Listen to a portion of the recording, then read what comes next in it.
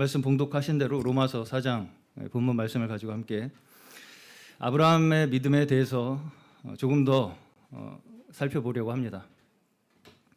자, 아브라함은 신약에서도 믿음을 설명할 때 가장 대표적으로 인용되는 인물입니다. 아브라함으로 믿음을 설명해요. 신약에서도. 자, 그만큼 아브라함의 이야기는 우리의 신앙 생활에 대해서 여러 가지 면들을 설명하고 있습니다.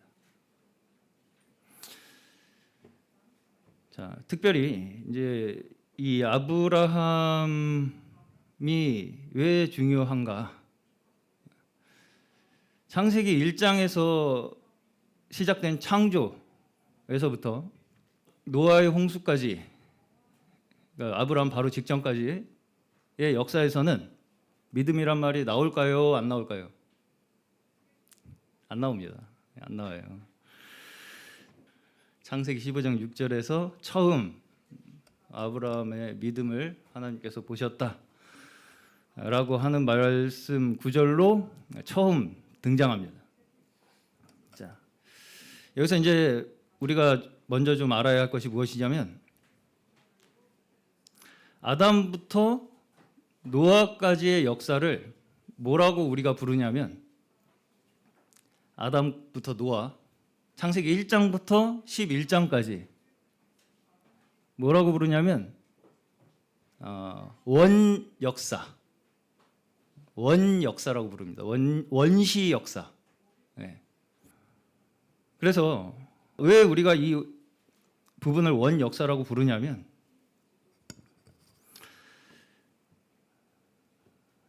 이 창세기 1장에서 11장까지의 이야기는 세상의 기원에서부터 시작해서 인류가 어떤 상황에 처했는지까지 그 전체적인 상황을 우리에게 이야기해 주기 때문입니다. 그래서 다른 말로는 보편 역사라고도 합니다. 보편 역사. 네. 왜냐하면 이 창세기 1장에서 11장까지에서는 어떤 특별한 사람이나 어떤 특별한 민족에 대한 역사가 아니라 전체 인류에 대한 이야기이기 때문입니다. 무슨 말씀인지 이해 가시죠? 네. 창세기 1장에서 11장까지는 모든 인류의 이야기를 하는 거예요. 모든 인류가 어떻게 시작했는지. 네. 그리고 창조하신 사람이 어떻게 타락했고 그 타락한 인류가 어떤 결과를 맞게 되는지 이것을 창세기 1장에서 11장까지 우리에게 보여주신다는 것입니다. 그래서 이제 이 원역사의 마지막이 홍수 사건입니다. 노아의 홍수 사건. 그것이 이제 우리 인류가 어떤 상황에 처했는가를 보여주는 거예요. 자, 왜 하나님께서 세상을 물로 심판하셨다고 말씀하시는지 아시나요? 왜 하나님께서 세상을 물로 심판하셨는가? 그 이유. 창세기 6장 5절 보겠습니다. 창세기 6장 5절. 자, 함께 보겠습니다. 시작. 주님께서는 사람의 죄악에 세상에 가득 차고 마음에 생각하는 모든 계획이 언제나 악한 것뿐임을 보시고서. 네. 왜 심판하셨다는 그 이유가 뭐라고 나와요? 마음에 생각하는 모든 계획이 언제나 악할 뿐이라서. 그렇죠? 그렇죠? 네. 자, 근데 이 8장 21절 보겠습니다. 8장 21절. 제가 읽어보겠습니다. 주님께서 그 향기를 맡으시고서 마음속으로 다짐하셨다. 다시는 사람이 악하다고 하여서 땅을 저주하지 않겠다. 사람은 어릴 때부터 그 마음의 생각이 악하기 마련이다. 다시는 이번에 한 것과 같이 모든 생물을 없애지는 않겠다. 자, 이 8장 21절은 하나님께서 노아에게 다시 이 땅을 심판하지 않겠다는 약속을 하시는 거예요. 물로 심판하지 않겠다는 약속을 하시는 말씀이죠. 그렇죠? 근데 그 이유가 뭐예요? 그 이유가 뭐라고 여기서 나옵니까? 사람이 어릴 때부터 그 마음의 생각이 악하게 마련이기 때문이라는 거예요. 심판을 하기 전과 심판을 한 후에 하나님께서 이 세상을 심판한 이유와 심판하지 않겠다고 하신 이유가 똑같아요? 달라요? 똑같죠. 똑같죠. 심판하고 나서 반성했어요? 안 했죠. 달라진 게 있나요? 없습니다. 없어요. 자, 그러면 무엇을 위해서 이 심판이 있었는가? 무엇을 말씀하시고자 하는 것인가? 이것이 이제 우리가 궁금한 것이죠. 자, 성경은 우리에게 무엇을 말씀합니까? 자, 성경은 한마디로 하나님이 어떤 분이신가를 우리에게 말씀하시는 거예요. 다시, 성경은 하나님이 어떤 분이신가를 우리에게 말씀하시는 것입니다. 자, 그러면 하나님은 어떤 분이세요? 생명의 근원이십니다. 그렇죠? 생명의 근원. 사실은 우리가 가장 중요하게 알아야 할 하나님의 속성은 하나님은 생명 그 자체이시라는 것입니다. 하나님은 생명 그 자체라고요. 네, 그렇죠? 제가 한번 여쭤보겠습니다. 홍수 때문에 멀쩡히 잘 살고 있는 사람들이 죽었습니까? 아니면 멸망할 인류 가운데 생명의 약속이 주어졌습니까? 대답하기 어려우시죠? 자, 사실 지금도 우리가 원인 모를 죽음들을 많이 접하죠. 그렇죠? 네. 자연재해로 죽는 사람도 많고 전쟁으로 죽는 사람도 아직도 많이 있습니다. 그렇죠? 또 교통사고, 또 최근에 또 화재 사건도 많이 나고요. 이게 부천에서 불이 많이 나는지 모르겠어요. 그래서 갑작스럽게 그렇게 세상을 떠나는 일은 수없이 많이 일어납니다. 그렇죠? 그렇죠?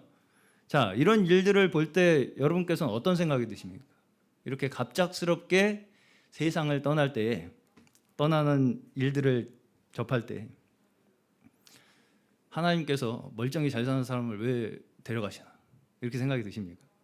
한 가지 또 여쭤볼게요. 노아가 방주에서 나는 혼자 살았다 이렇게 엄청 기뻤을까요? 노아가 방주 안에서 나는 혼자 살았다, 우리 가족은 살았다 기뻤을까요? 혹은 홍수가 끝난 다음에 땅에 나와서 나는 이제 나 혼자다, 나 마음대로 살 수 있다 기뻤을까요? 안 그랬겠죠. 노아는 방주 안에서 이 지구상의 모든 인류가 죽어가는 소리를 들었을 것입니다. 그렇죠?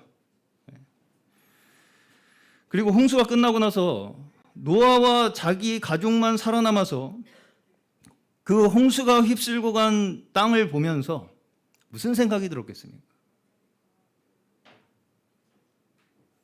이 하나님의 두려운 심판이 또다시 우리에게 닥치지 않을까 하는 두려움이 있지 않았겠습니까? 그러한 노아에게 지금 하나님께서 무슨 약속을 하셨어요? 다시 물로 심판하지 아니하시겠다는 약속을 하셨죠. 이것이 하나님의 뭐예요? 은혜의 약속이죠. 맞나요? 맞아요? 네. 하나님께서 이 심판 이후에 노아에게 하신 약속이 하나님께서 노아에게 하신 은혜의 약속일 뿐만 아니라 누구에게 또 하신 약속이에요? 우리 모두에게. 우리 모두를 향해서 하나님께서 땅이 있을 동안에 모든 생명을 보존하시겠다고 하시는 약속입니다. 땅이 있을 동안에 낮과 밤이 계속되고 추위와 더위가 계속되는 동안에 이 세상을 끝내지 않고 보존하시겠다고 하시는 약속이에요. 그 약속을 창세기 9장에서는 뭘로 하십니까? 무지개. 그렇죠. 자, 이 무지개가 무엇이냐면 생명을 멸종시키지 않고 우리를 멸종시키지 않고 인류를 멸종시키지 않고 보존하시겠다고 하는 약속의 표를 무지개로 우리에게 보여주신 것입니다. 그렇죠? 자, 우리가 멸종되지 않고 지금 이 자리에 앉아 있는 것은 뭐에 의한 증거예요? 노아의 언약에 대한 증거예요. 믿으십니까? 우리가 지금 멸종되지 않고 이 자리에 앉아 있는 것이 하나님께서 노아에게 약속하신 그 언약의 증거라고요.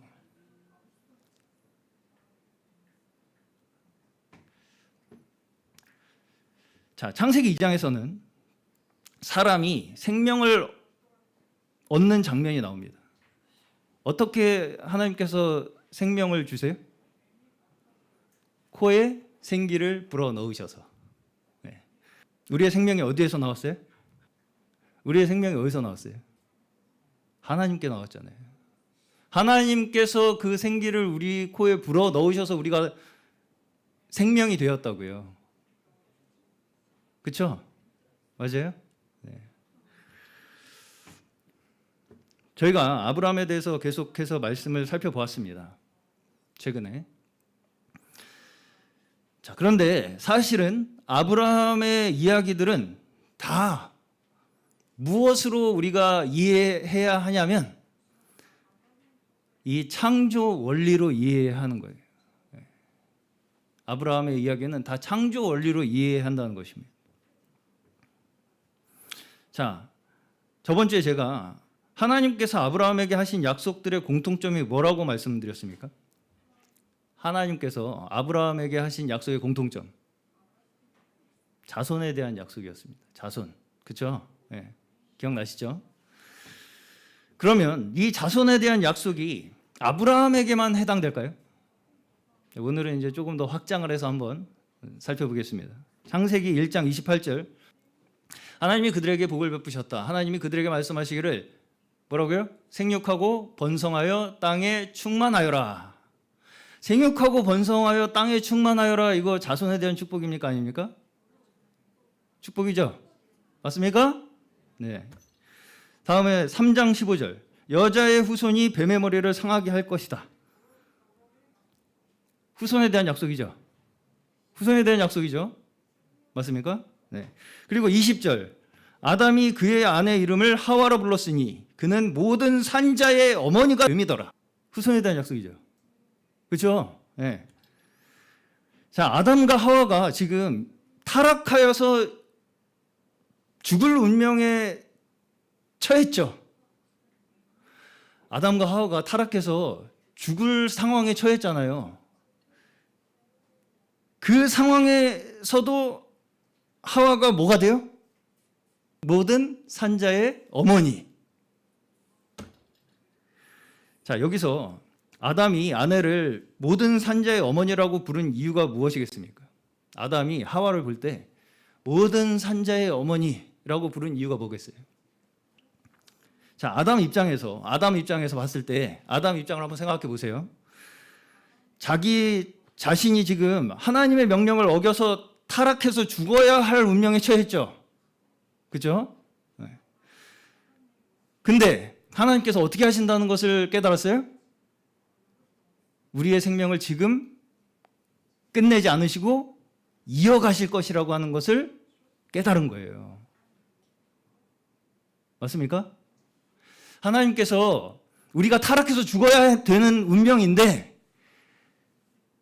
죽이지 아니하시고 우리의 생명을 이어가실 것을 깨달았다고요.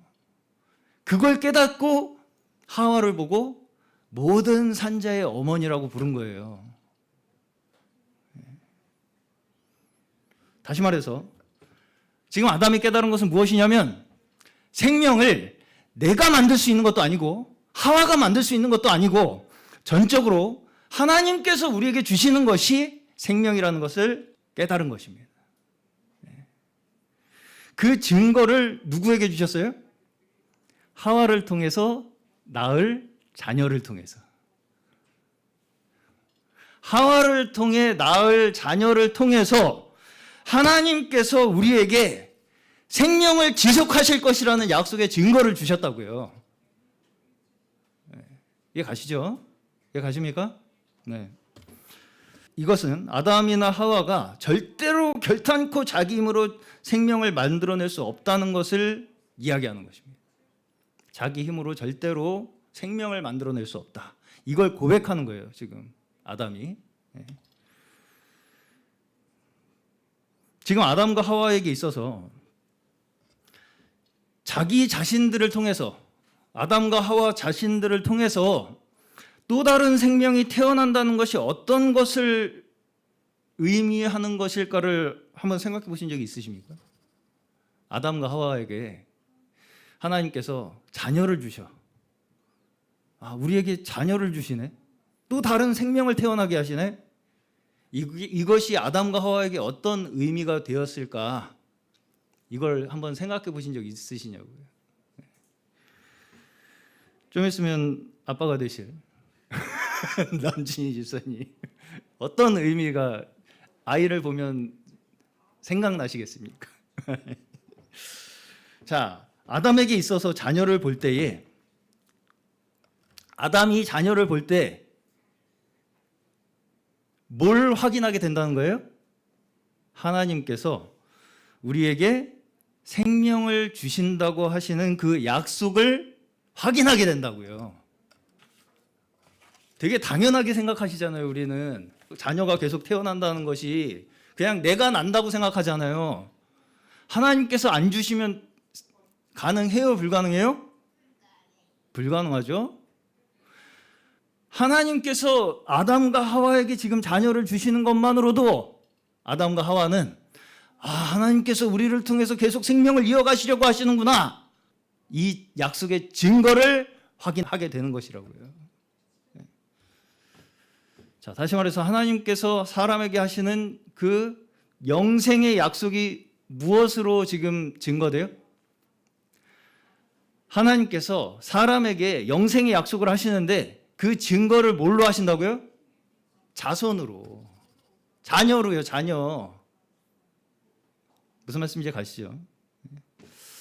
자, 말하자면 이 방식이 하나님께서 우리에게 영생을 약속하시는 증거라는 것입니다.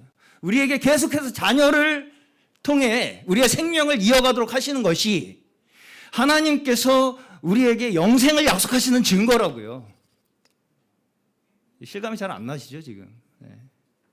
자, 우리나라도 지금 저출산이라고 나라 없어진다고 걱정을 많이 하죠. 이것이 우리나라의 이 상황만이 아니라고 합니다. 자, 사회적으로도 자손이 없는 것을 저주라고 생각합니까? 축복이라고 생각합니까? 자녀가 더 이상 생기지 않는 것을 저주로 생각해요? 축복으로 생각해요? 이러다가 나라 없어진다고 그러잖아요, 지금. 그렇죠? 네. 대한민국 국민은 멸종돼요, 이제. 좀 있으면 이러다가. 그렇죠? 네. 이게 심해지면 인류가 멸종되겠죠. 그렇죠? 저출산의 이유가 뭐라고 생각하십니까? 왜 이렇게 저출산이 심각하겠어요? 왜 이 저주잖아요, 저주. 이 저주의 원인이 뭐예요? 이미 내 인생이 저주라고 생각하니까요. 이미 내 인생이 저주예요. 그러니까 더 이상 저주를 대물림하지 않겠다는 얘기예요. 맞습니까? 네. 저주입니까? 우리의 생명이?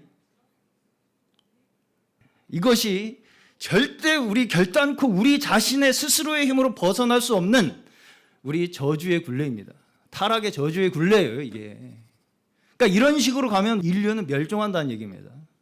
그걸 이야기하는 거예요, 지금. 성경에서는. 그렇죠? 네. 내 생명을, 내 인생을 저주라고 생각하는 그 자체로 그냥 저주로 끝난다고요, 그 사람의 인생은. 그렇죠? 네. 자, 다음으로 노아 언약을 보겠습니다. 창세기 6장 19절에서 20절입니다. 제가 읽겠습니다. 살과 피를 지닌 모든 짐승도 수컷과 암컷으로 한 쌍씩 방주로 데리고 들어가서 너와 함께 살아남게 하여라. 새도 그 종류대로, 집짐승도 그 종류대로, 땅에 기어다니는 온갖 길짐승도 그 종류대로 모두 2마리씩 너에게로 올 터이니 어떻게 하라고요? 살아남게 하여라. 보존하시겠다는 거죠. 그 생명을 보존하시겠다는 것입니다.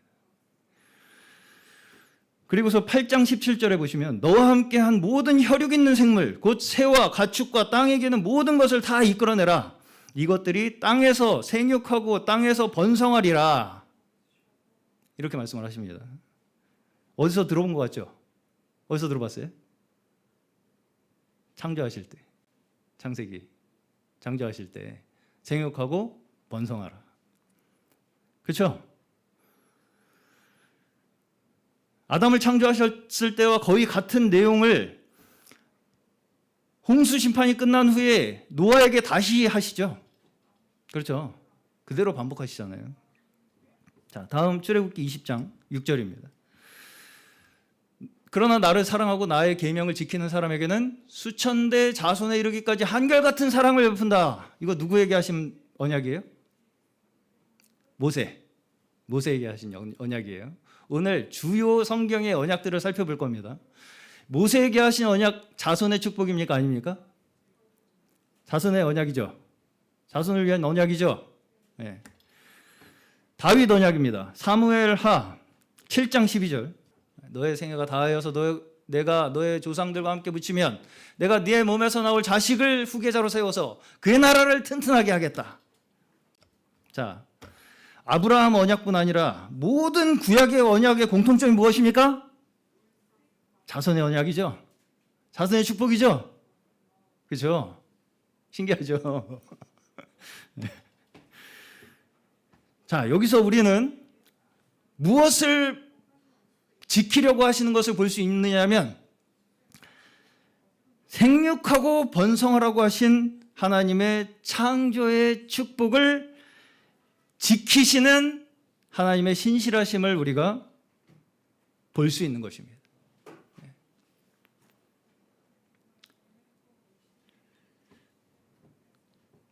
생육하고 번성하라고 하시는 창세기의 축복, 창세기의 그 약속을 지켜가시는 하나님의 신실하심을 볼 수 있다는 것입니다.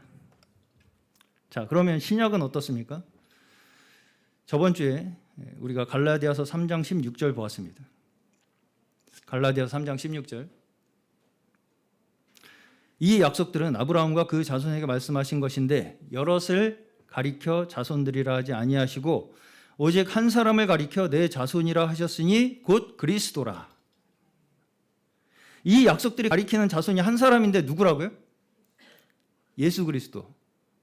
이 약속들이 한 자손을 가리키는데 지금 계속해서 자손의 약속을 하셨잖아요, 하나님께서. 그렇죠? 근데 그 하나님께서 하신 자손의 약속을 가리키는 한 사람이 누구라고요? 예수 그리스도. 그렇죠? 맞습니까?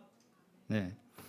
자, 그러면 이 하나님의 약속하신 자손의 이 축복이라는 것이 예수 그리스도라는 한 자손, 한 사람을 남기기 위해서 이 길고 긴 약속을 하셨겠습니까?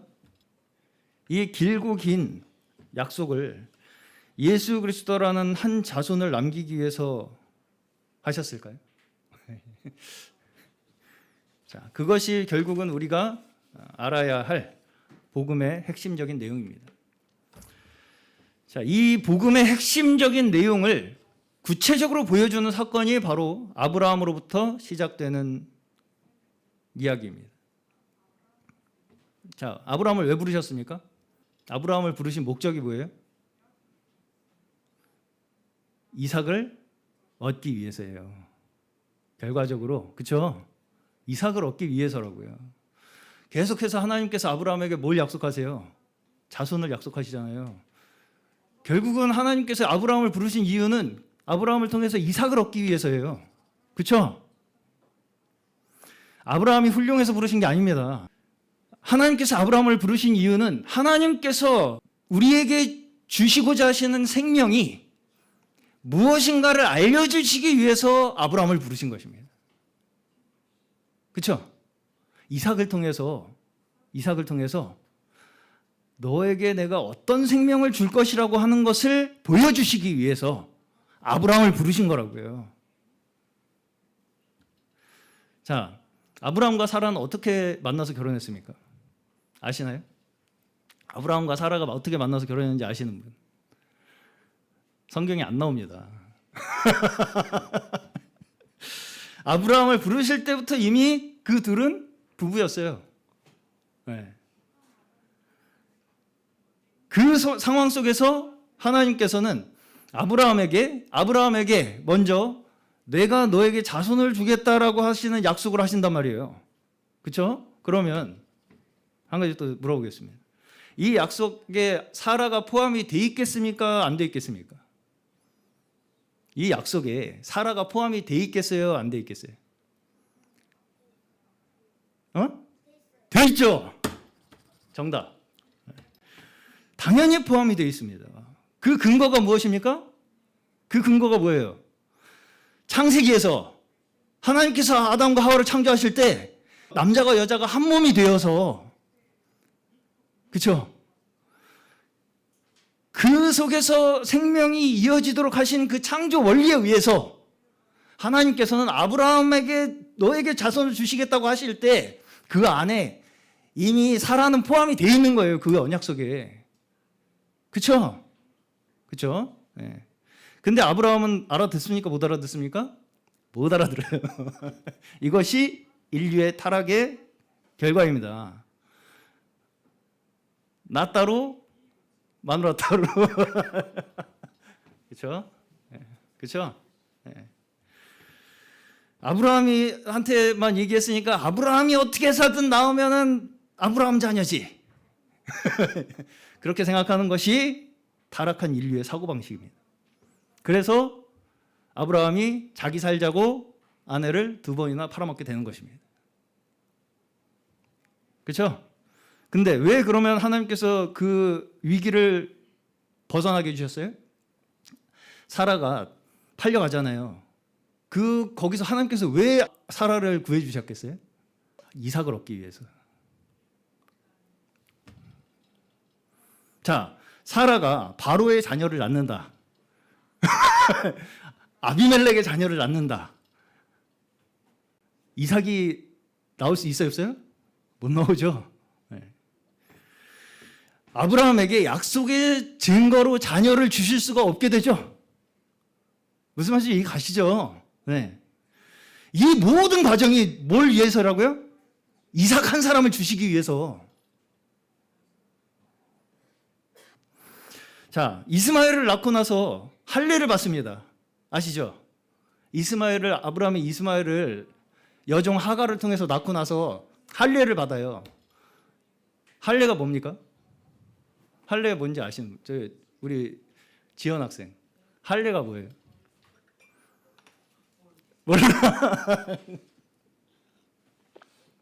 자, 부드럽게 얘기하면 남성의 성기의 포피의 일부를 잘라내는 것이 할례입니다. 자, 이것이 뭘 의미하는 것이겠습니까? 뭘 의미하는 거겠어요? 그냥 살점 일부를 떼어내는 것처럼 고통을 한번 겪어봐라 이런 거겠습니까? 한마디로 거세입니다. 거세. 네. 거세예요. 거세를 상징하는 것입니다. 자, 지금 아브라함은 이스마엘을 낳는 것이 생명의 근거가 누구한테 있다고 생각해서 이스마엘을 낳은 거예요. 자기한테 있다고 생각해서 이스마엘을 낳죠. 한마디로 너 지금 네 스스로 생명을 만들 수 있다고 생각하지. 그렇지 않다는 것을 너의 몸속에 새겨놓고 잊지 않고 기억하거라. 이것이 할례입니다. 무슨 말씀인지 이해 가시죠? 네. 자, 이러한 측면에서 이삭을 바친 사건과 할례는 다 같은 의미입니다.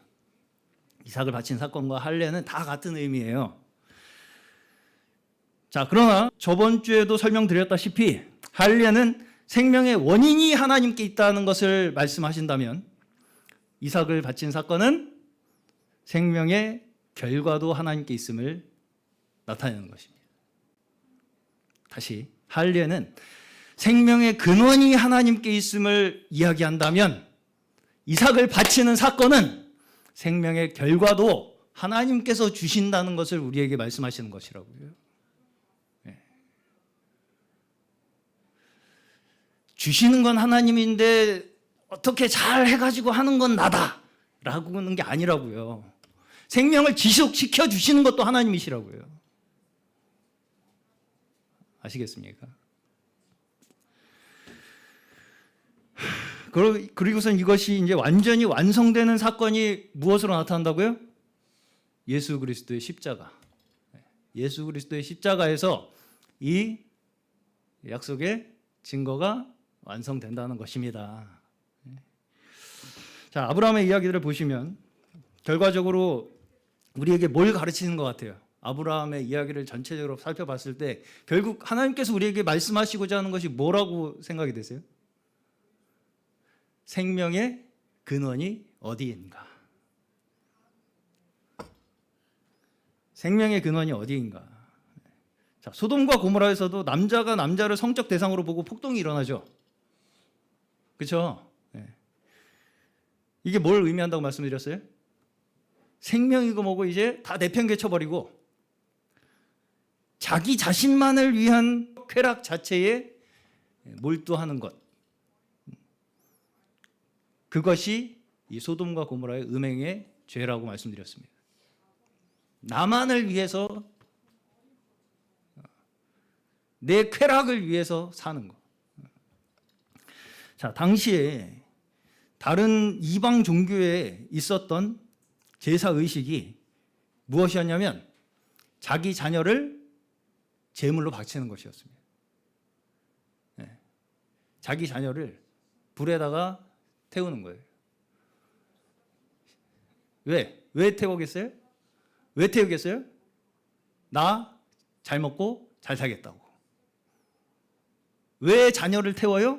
나 잘 먹고 잘 살겠다고. 그렇죠? 네. 인간은 나 살기 위해서 어떨 수 있는 존재라고요? 자녀도 잡을 수 있는 존재라고요. 인간은 나 잘 먹고 잘 살자고 다른 사람을 얼마든지 희생시킬 수 있는 사람이라고요.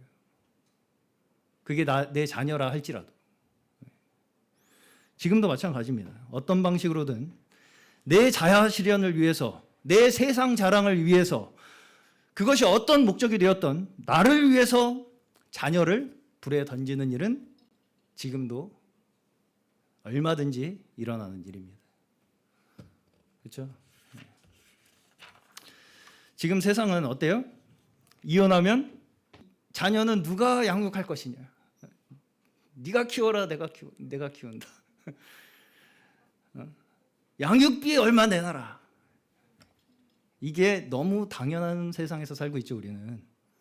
당연합니까? 축복입니까? 저주입니까? 결과적으로 이 모든 것이 내 생명이 내 거라서 내 마음대로 해도 된다라고 생각하는 타락의 결과라는 거예요. 이 모든 것이. 내 생명이 누구 겁니까? 내 생명이 어디서부터 왔어요? 하나님께로 왔잖아요.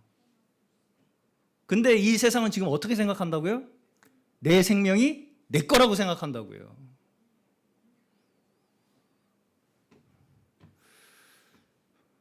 그래서 이제 하나님께서는 이 언약에 누구를 직접적으로 포함을 시키기 시작하시냐면 사라를 직접적으로 포함시키기 시작합니다.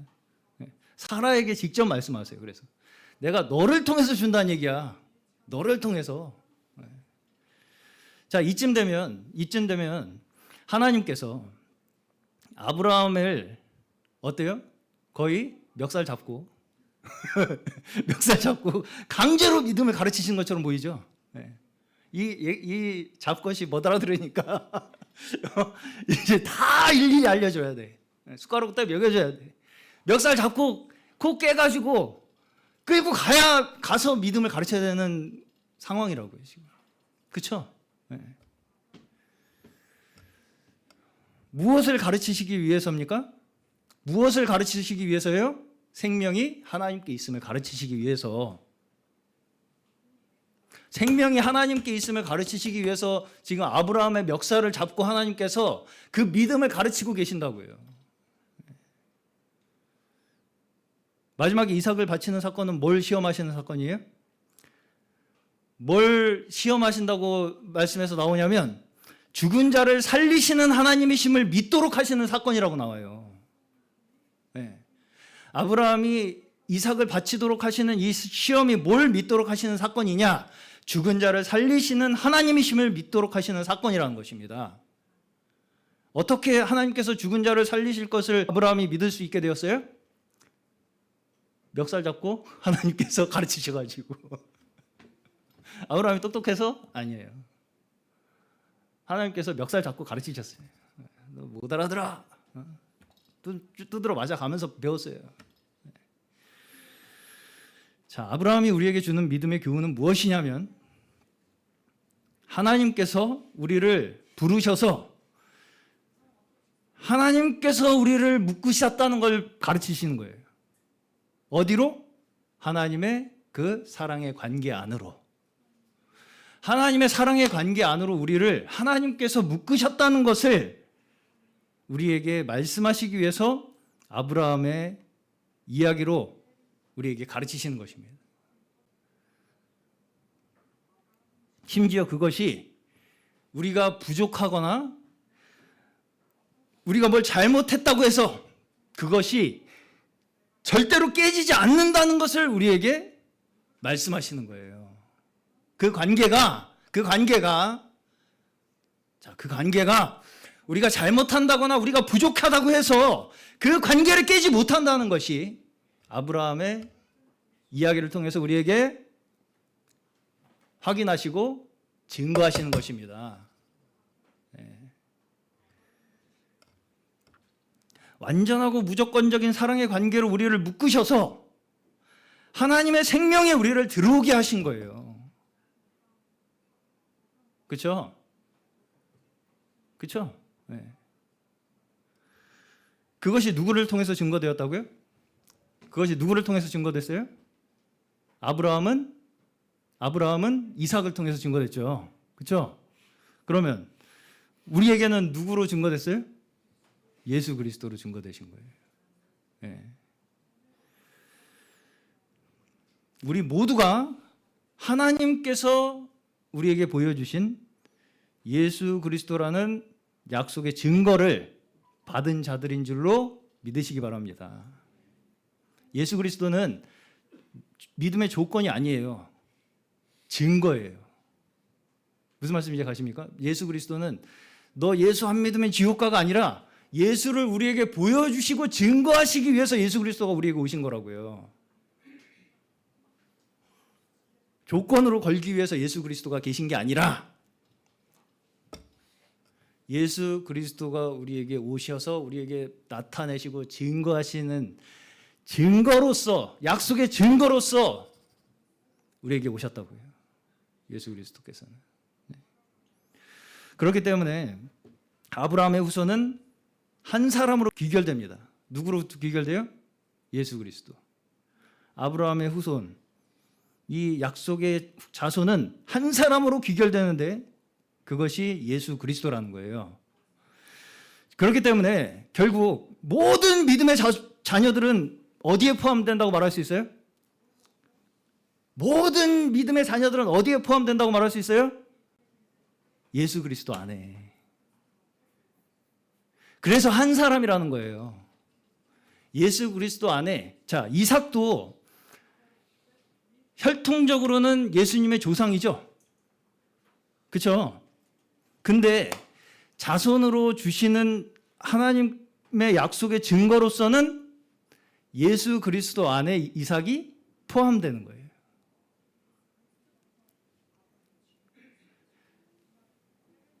그럼 우리는요?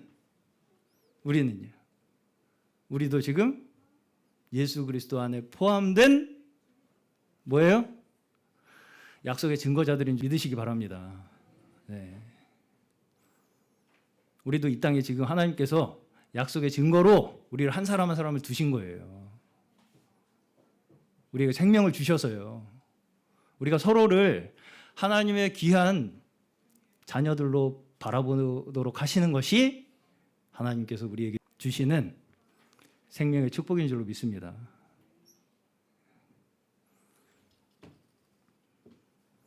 하나님이 우리 아버지이심을 믿으며 예수 그리스도를 통해 주신 영생의 약속의 증거를 우리가 받았다면 예수 그리스도 한 사람 안에 우리 모두가 포함된 그 하나님께서 약속하신 자손의 축복 그 결과라고요. 우리 모두가.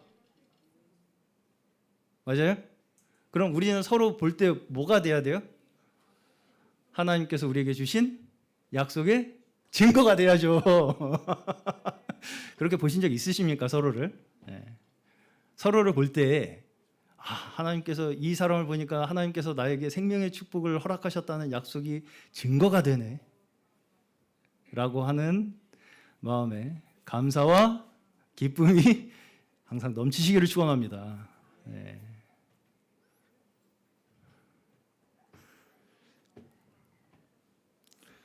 하나님께서 예수 그리스도 안에서 묶으신 그 참된 관계 안에서만이 진정한 생명과 진정한 기쁨과 참된 평안이 우리에게 있을 줄로 믿습니다. 하나님께서는 저희 각자를 예수 그리스도 안에서 믿음의 증거로 부르셨어요. 우리 각자를 우리의 살아가는 그 자리에서 우리에게 하나님께서 하나님의 말씀을 증거하시기 위해서 하나님이 어떤 분이신가를 나타내시기 위해서 각자 우리 자리에 증거로 두셨다고요. 증거물이에요. 우리가 증거물. 믿으십니까? 네. 우리 서로가 서로에게 약속의 증거로 하나님께서 주신 귀한 선물이신 줄로 믿으시기 바랍니다. 오늘도 저희 모두를 통해서 여전히 실패하지 아니하시는 신실한 하나님께서 약속하신 구원을 이루시고 우리를 끝까지 인도하실 것을 믿으시는 저희 모두 되시기를 주의 이름으로 축원합니다.